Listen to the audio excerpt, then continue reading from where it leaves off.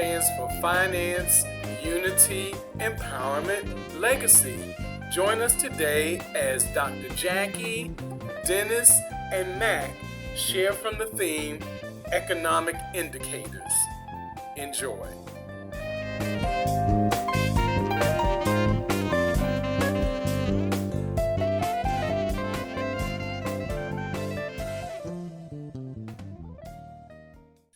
Hey, I was looking at Fuel. Fuel stands for Finance, Unity, Empowerment, Legacy. Join us today as Dr. Jackie, Dennis, and Mac share the theme of what? Hey, I was looking at some financial indicators. Welcome everyone. Hey, Dennis Sawyer. Hey, Matt. It's weird because I'm not really a prepper, but I'm a prepper, if that means anything. Like I haven't gone out and built a little cabin underneath the dirt out my backyard or nothing like that. But you know, every time they talk about Russia, they talk about nuclear war.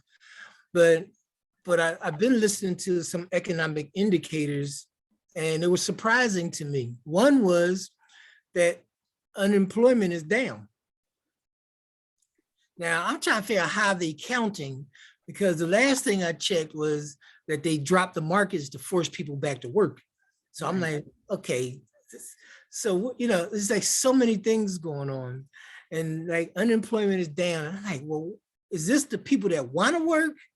Is this the people that are never going to back because their crypto has made them millionaires? What are these economic indicators talking about? Are they just lying? And it's kind of weird because I look at the stock market. The stock market has bounced around 1 or 2% up today and 1 or 2% down tomorrow. And then I looked at for automobiles, you know, where GM is down this percent. We ain't talking no onesie twosies. We're talking 8s, 9s, 20s, you know, and Volkswagen's down onesie twosies, and everyone's down, and Tesla's up 20% or whatever it was. I'm not quoting exact numbers. I'm just looking at these things as indicators of what could be going on in our fuel universe, you know, because they were talking about gas cars. I still own a gas car. I ordered a Tesla about a year ago, and they keep telling me any day now. And then you look at electric prices go up, parts prices go up. So what can these indicators actually tell us about what's happening with us? You know, how do we make it personal? You know, that's what I was trying to figure out. How do we make it personal? Because I always ask Mac, because Mac is in Guatemala right now. And I'm like, well, how much can you live off of $1? And he said, I'm trying to make a dollar out of 15 cents. I'm like, okay, so, you know, I ain't rapper, but how far does your money go in Guatemala? And how far does it go in Kenya?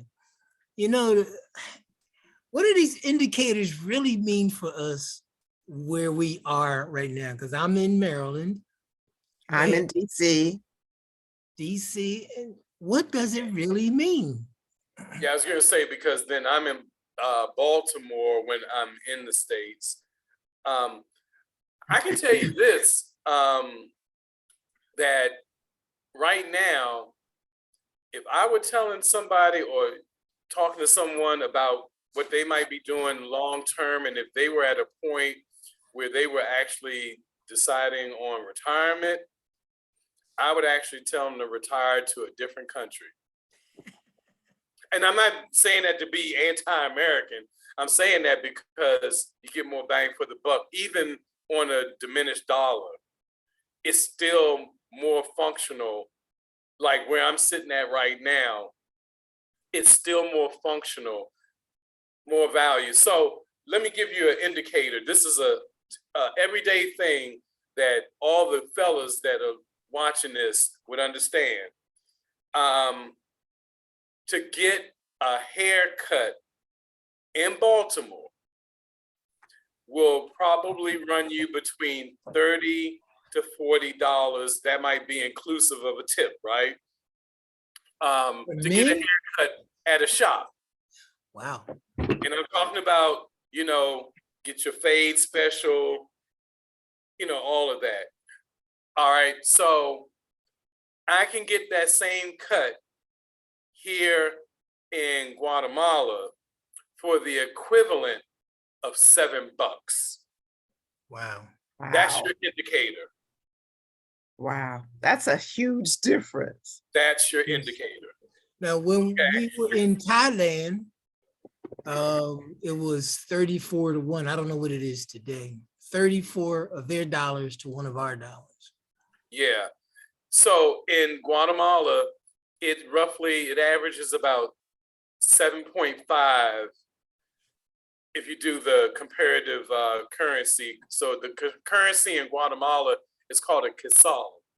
So the 𝐄𝐂𝐎𝐍𝐿 is 7.5 to the $1. So if you went to buy one cucumber, it wouldn't, it would be pennies, is what I'm telling you. I think the last time I bought cucumbers, it was it was $1 each or something. Basically $1 each. Yeah. You know what? It would be so low that even the people here don't even carry the small coinage to pay for it. It's almost like an embarrassment to even have the coin. The coin actually looks similar to our dime, Okay. but it's like it has little to no value. But for 3 cucumbers, you're not even close to $1. Is what I'm trying to tell you. You're not close. So again, if I took that to Rwanda, which is another place I happen to frequent, it's like 900 times the value. Lower, No, higher. higher. So wait a minute, say that in money. So $1 Yes. is equivalent to like 900 some Rwandan francs. Oh, they're a Francophile country. Yeah. Still So colonialized by the French. Okay. yeah. So if you're buying a cucumber in Rwanda, give me an idea. 'Cause 900, good Lord. But what does that mean? It's still, I can't really give you the value because I've actually bought a cucumber in Guatemala. But okay. but How about a haircut? Have you had a haircut in Rwanda? No. Because Called a bush cut, Jack. those Well- stop. See, there you go. We're trying to show our people that we can actually be I'm just mature. playing. I know that was ignorant. I know. I've never been to Rwanda, so pardon me. I was just really aimed at him. I know, exactly. But on a serious tip, the difference is that with the other places that I go to, it's hit and miss because I'm in and out. But I actually live here. So I do more things that are like everyday kind of activities. So that's why I know more. But I can tell you, it's still going to be drastically under $1.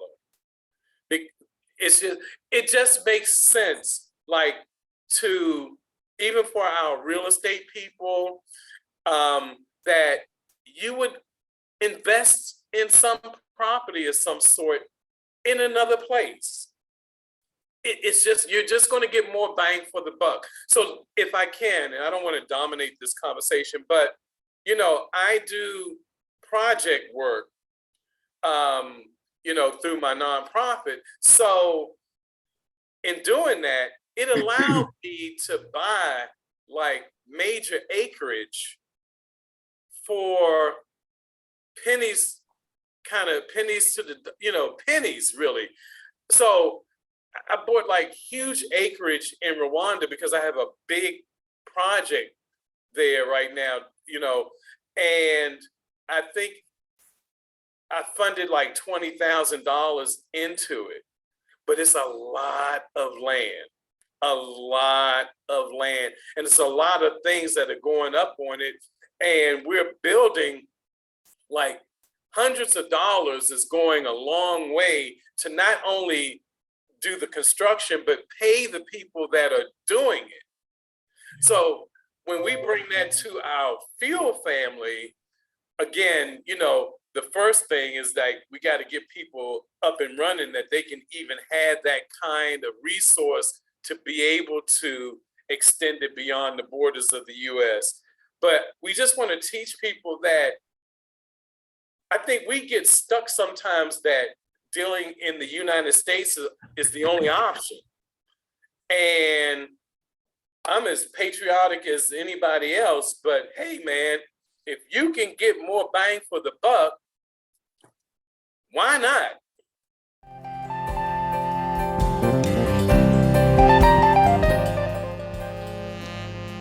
Thank you for joining us today. Remember to subscribe to our YouTube channel at Fueling Future Generations, and also reach out to our professionals at fuelingfuturegenerations2020@gmail.com. Have a great day.